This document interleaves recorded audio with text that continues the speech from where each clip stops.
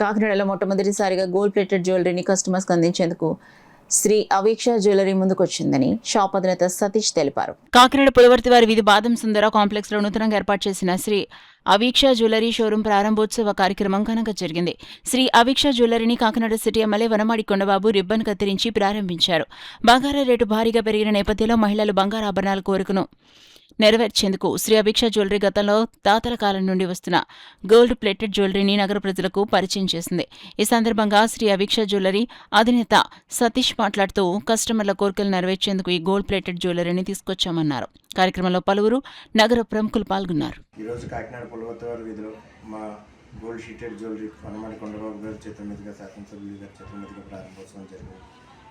ఈ gold sheet jewellery కాన్సెప్ట్ని first time కాకినాడలోకి తీసుకురావడం జరిగిందండి. ఇది లోకల్ కాపర్ బేస్డ్ అండ్ పైన గోల్డ్ షీటెడ్ వస్తుంది.